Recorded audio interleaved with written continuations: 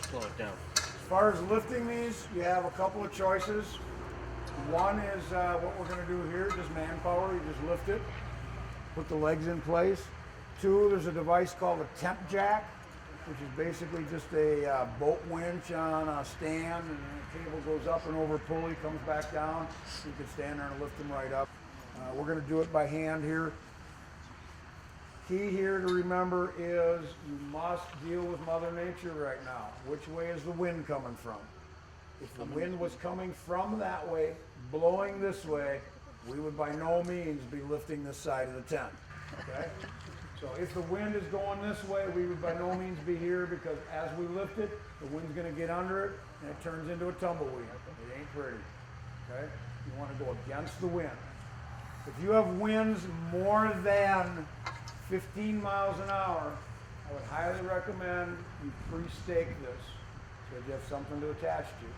If you got more than 15 mile an hour winds, irregardless of which side you pick this up from, once you get it on all four legs, it could very well take off on you. So you would probably want to pre-stake it. All right, you guys ready? Prove that.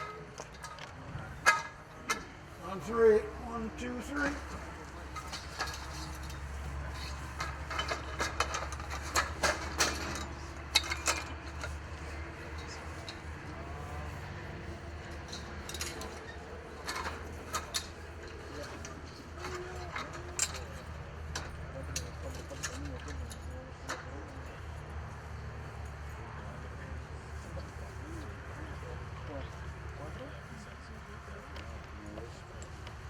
Alright, you'd like to come on inside here. I want to show you a little bit about strapping and tensioning the top on. When we get to this point, the first thing that we do are the corners. This tent has a pull strap on it that I don't normally do this. You can use to pull and get the hip weld lined up. What we're trying to accomplish here, if you see this weld right in the tent here, we want that weld to disappear underneath this pipe so it lines it up. So the easiest way to do it is to grab this pull strap. You can pull the top one way or another, and when you have it where you need it to be, you snug these up. To get all four corners, in this case we're just going to do these two corners because that's all we have up in the air, to get them set. Once they're set, then we can loosely strap the rest of these. The key here is loosely, okay? All we're trying to do is attach the top to the tent. You don't want to be putting these on and pulling. Because we have not set the other side, you could very well shift the top on the frame. So we want to put these on loose. After we get them all on the tent on this side, then we'll go ahead and do the other side of the tent, okay? You do not need to crawl around on your belly and do the other side. We'll do that once we lift the other side of the tent. So basically we go from this point right here all the way up around to that point over there, and then our guys move over, lift the other side, and then we'll finish putting the top on, and we will tension the top to the frame. So do we have all those on? Let's go ahead and lift the other side. Are you guys ready? Go ahead, take it up. 1, 2, 3.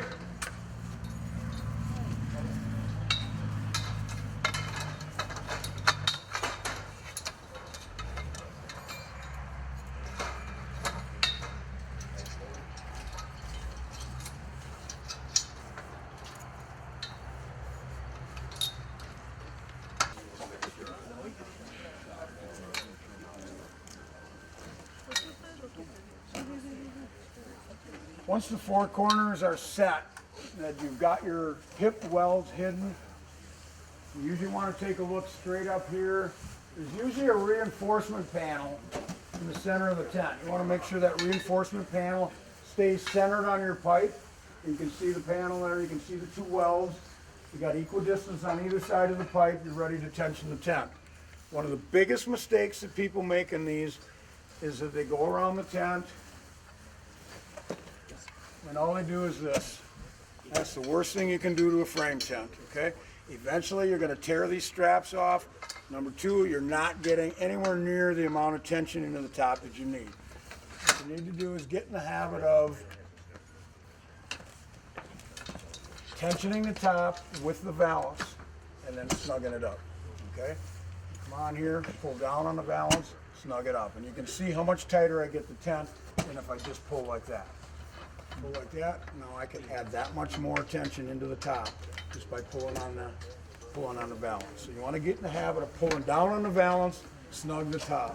Pull down on the valance, snug the top. The very last thing that we would do now is to stake out and guy out the tent, which we're not going to do because we're not going to leave this up in here. Staking on frame tents is sort of an inexact science, I guess, and I still have not come up with any data that tells me anything different. I'll kind of explain that statement to you. My feeling is that a frame tent needs to be staked down to hold the tent in place. It's not there to create the shape. The shape is created by the nature of the structure. So as far as the distance out from the leg, does it need to be 5 feet all the way around like we do on our pole tents? Can it be 2 feet? Can it be 3 feet? Can it be 4 feet? I'm going to tell you that I prefer to see 5 feet because that matches all of the data for pull-out force and holding power of a stake. There are very few people that will install a frame tent with 5-foot stake lines. Frame tents, by virtue of their design, tend to get used a lot at festivals where you have one tent next to another tent next to another tent, where you have aisleways and you have concerns about people walking and tripping, that having a stake and a guy this far out just isn't practical for that application. We have come down to basically, we use a 42-inch stake in our inventory. That's our stake line. We just take our stakes right like that, we stand them right up here, that's the stake line. That's basically what we're using. I have found no significant difference, pro or con, to the holding power by going to that extra foot out. We generally, as a general rule, just to make it easy, we just flip a stake up and that's where it goes.